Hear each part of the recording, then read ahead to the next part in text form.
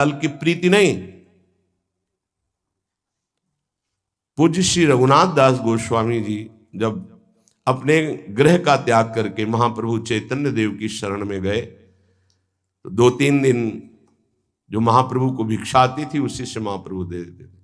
उनको लगा कि नहीं, जीवन जब महाप्रभु को समर्पित है तो हमको जीने का ढंग सीखना चाहिए, कैसे हम विरक्त होकर के जिए।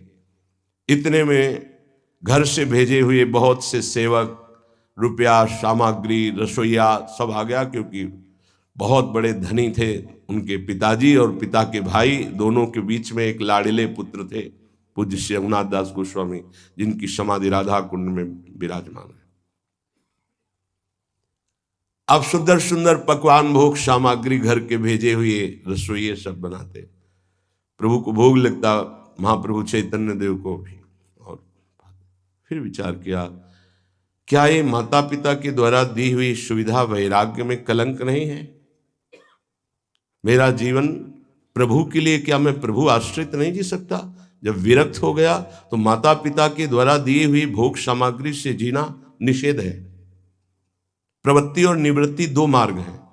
प्रवृत्ति मार्ग में स्वयं अधिकार हो जाता है पुत्र और पुत्री का माता पिता की संपत्ति पर, निवृत्ति मार्ग में नहीं, स्वीकृत नहीं है।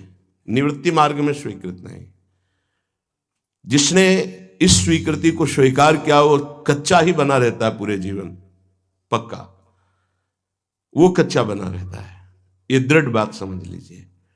आज तक इतिहास है विरक्तों का। निवृत्ति मार्ग पर अगर वैराग्य ले लिया तो माता पिता के द्वारा उसका भरण पोषण कभी नहीं हुआ। आप पढ़ करके देख लीजिए, चाहे कोई भी हो, किसी भी मार्ग का हो।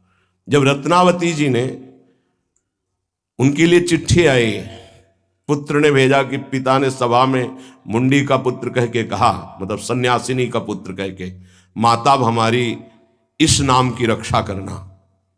ये हुई चिट्ठी पढ़ी तो महल छोड़ दिया उसी समय, और नाई को बुलवाया, अपने जो राजरानी के बाल थे उतरवा दिया, और संत सभा में बैठ गए। आज से कहा राजअन्न का त्याग।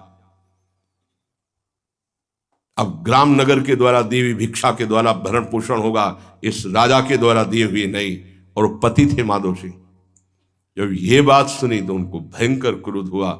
मेरे सामने मेरी पत्नी, मेरा इस तरह का अपमान, मारने का प्रयास किया, निष्फल।